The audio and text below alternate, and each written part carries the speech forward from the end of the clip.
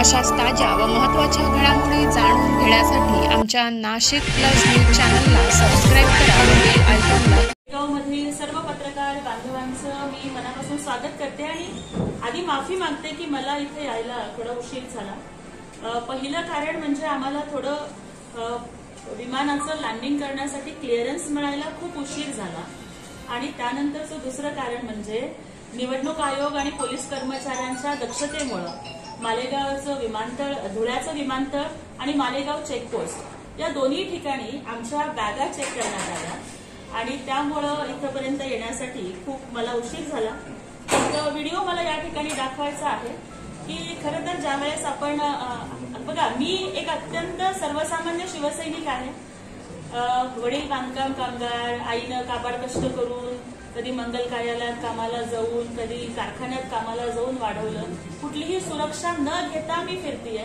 त्यामुळे सापडून आमच्या बॅगेमध्ये काय सापडणार? काही कपडे असतील, काही कागद असतील, याशिवाय काही सापडणार नाही. परंतु एक महिला म्हणून जेव्हा आपण जातो तेव्हा महिलांच्या काही खाजगी गोष्टी असतात किंवा काही कपडे असतील, अंतर्वस्त्र असतील, अशा गोष्टी असतात. तर त्यावेळेला महिलांच्या बॅगेची तपासणी ही महिला अधिकाऱ्यांनी करणं अपेक्षित असतं.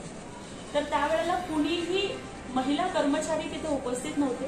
माझ्यासोबत आमचे युवा सेनेचे पदाधिकारी होते आणि त्यांनी तिथं आक्षेप सुद्धा नोंदवला की बाबा महिलांच्या बॅगा आहेत, त्या महिलांनी तपासाव्या लागतील. पण तरी सुद्धा मी त्यांना समजावून सांगितलं की आपल्याला त्यांना सहकार्य करावं लागेल. त्यामुळे आणि काय कर नाही त्याला डर कशाला, घाबरायची काही गोष्टच नाही. त्यामुळे ह्या व्हिडिओमध्ये आपण बघू शकताय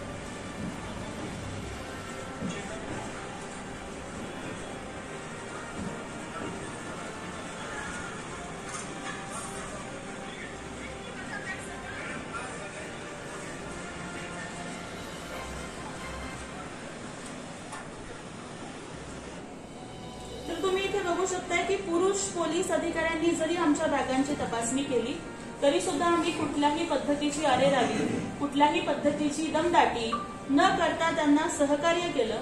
कारण जर या राज्यामध्ये महाराष्ट्राचे मुख्यमंत्री एकनाथजी शिंदे साहेब सुद्धा पोलीस अधिकाऱ्यांना सहकार्य करू शकतात, त्यांची बॅग चेक होऊ शकते. उपमुख्यमंत्री देवेंद्रजी फडणवीस साहेब, अजितदादा पवार साहेबांची बॅग चेक होऊ शकते.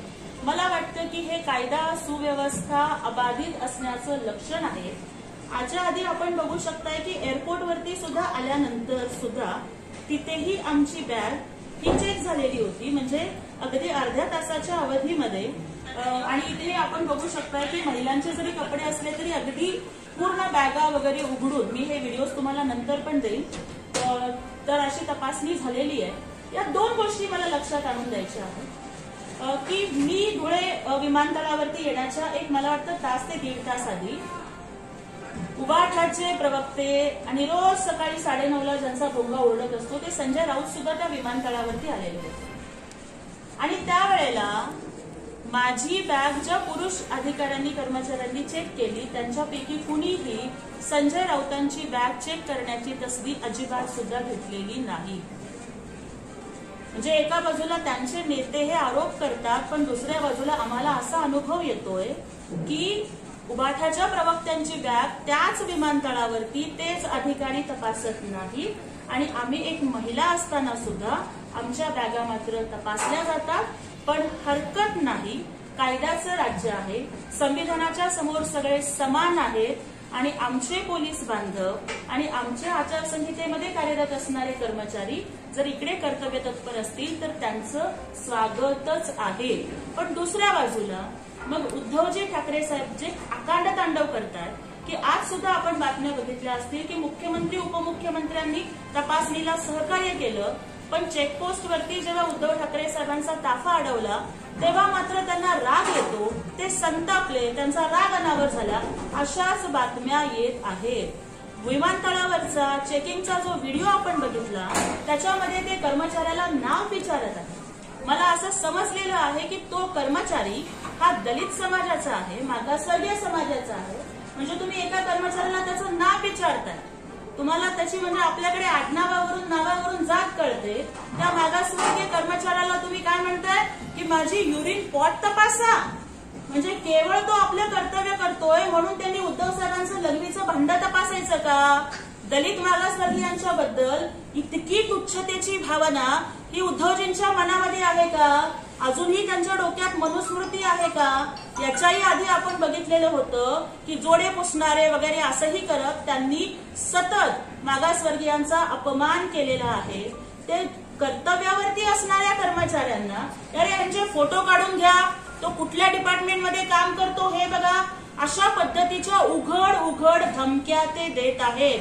खरं तर ते महाराष्ट्राचे माजी मुख्यमंत्री आहेत आणि संवैधानिक पदावरती काम करण्याचा अनुभव असणाऱ्या व्यक्तीनं हे समजून घेतलं पाहिजे की निवडणुकीच्या काळामध्ये तपासणी करण्याचा अधिकार हा व्यवस्थेला असतो, त्याला सहकार्य केलं पाहिजे.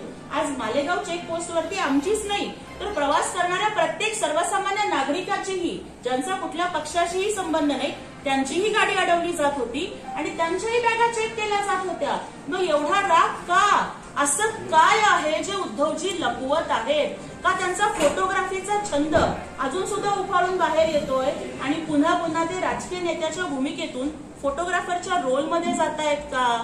तसं असेल तर महाराष्ट्राची जनता कायमस्वरूपी त्यांना फोटोग्राफरचीच भूमिका पार पाडायला लावेल आणि आता त्यांनी मुख्यमंत्री पदाची स्वप्न बघू नयेत, महाराष्ट्राचा रील स्टार त्यांनी व्हावं आणि माझ्या त्यांना पूर्णपणानं यासाठी शुभेच्छा आहेत.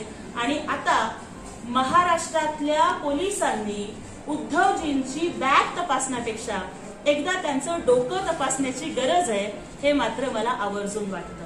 दुसऱ्या बाजूला आपण बघतोय की काल जोगेश्वरी मधला उबाठा गटाच्या उमेदवाराचा राडा आपण बघितला. रात्री 11-11:30 वाजता 200-250 गुंड हे महिलांच्या पाठीमागे लागतात, महिलांचा पाठलाग करतात, प्रचार करणाऱ्या महिलांचा टी शर्ट फाडला जातो, कुर्ती फाडली जाते. अरे हा महाराष्ट्र हा छत्रपती शिवाजी महाराजांचा महाराष्ट्र आहे, जिथं रांझाच्या पाटलाचे हातपाय तोडून महाराजांनी चौरंगा केला होता. अरे निवडणुकीसाठी उभाटा गट महिलांच्या अंगावरचे कपडे फाडणार आहे का? असं असेल तर त्यांना बाळासाहेब ठाकरेंचा आणि छत्रपती शिवरायांचं नाव घेण्याचा अधिकार नाही. त्या उभाटा गटाच्या उमेदवाराची, अनंत बाळा नरची उमेदवारी ही निवडणूक आयोगानं रद्द करावी आणि महिला आयोगानं याची गंभीर दखल घ्यावी आणि सुमोटो कारवाई करावी, ही मागणी मी या ठिकाणी करत आहे. महाविकास आघाडी ही महिला विरोधी आघाडी आहे. कारण संजय राऊतांचे भाऊ म्हणतात की माझ्या विरोधात उभी असलेली महिला उमेदवार ही बकरी आहे आणि या बकरीला आम्ही 20 तारखेला हलाल करणार आहोत. त्यांना मला ठणकावून सांगायचंय की महिला ही बकरी नसते, ती वाघीण असते आणि ही वाघीण तुमचा फडशा पाडल्याशिवाय राहणार नाही. याच उबाटा गटाचे दुसरे उमेदवार आमच्या ज्या शाईना एनसी आहेत त्यांना माल म्हणतात. म्हणजे एखाद्या महिलेला माल म्हणणं ही किती घाणेरडी विकृती आहे.